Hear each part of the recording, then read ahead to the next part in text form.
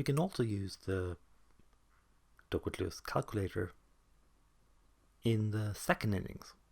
I used it in the first innings to try and estimate how many runs the team was going to make in the first innings. Once we reach the second innings, well, then we have the total. We know what the team got in the first innings. So in this case, Kolkata got 191 for 7. So I just enter that there. This is a 20 over match. And the chasing team, Kings 11, have gotten 96 runs after 8.2 overs. So they've lost 0 wickets and 8.2. So this will tell us where Kings 11 should be if they're trying to reach the target. And if they're higher than this target, then they're winning. So we update. So Duckworth-Lewis is saying that Kings 11 should be at 51 runs.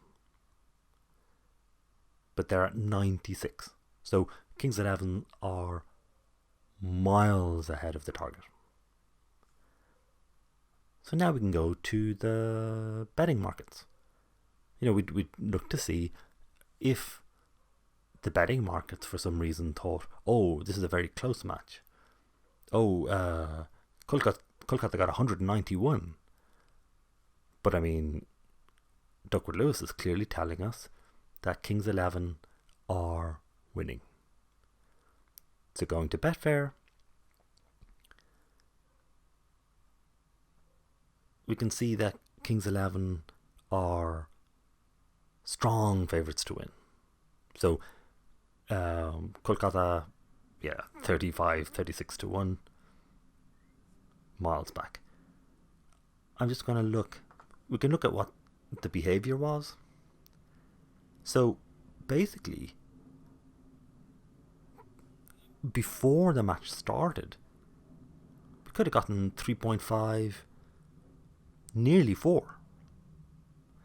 We can see that only 20 million or 19 million has been bet on Kings 11. So most people bet that Kolkata would win. And at the moment, the market thinks it's nearly 100%. It's that Punjab are going to win. And if we look back at Kolkata, I'll look at the odds. Yeah. So as the match began, remember Kolkata were the favourites. So using the I'm going to back the favourite to lose method, I backed the other team. Then they lost a couple of wickets. It was looking like it was going to be close. Then they did well. Or whatever the story was. But it looked like, 70%. The market was pretty confident that the Knight Riders were going to win. I imagine what happened here was that Gale started hitting 6 after 6 after 6, which does tend to change things. So rapidly, they had so many runs and had lost so few wickets that it's very hard to see anything but a Kings 11 win. So and as you can see here, like 30 million was bet on Kolkata. So that's the other trick we have. We can use the Duckworth-Lewis calculator to see who's winning in the second innings. So we can use this, and if basically, and it does happen, if the betting markets don't agree with Duckworth-Lewis, if they haven't realised that, actually this team is well in the lead, we can bet accordingly. So that's just another option.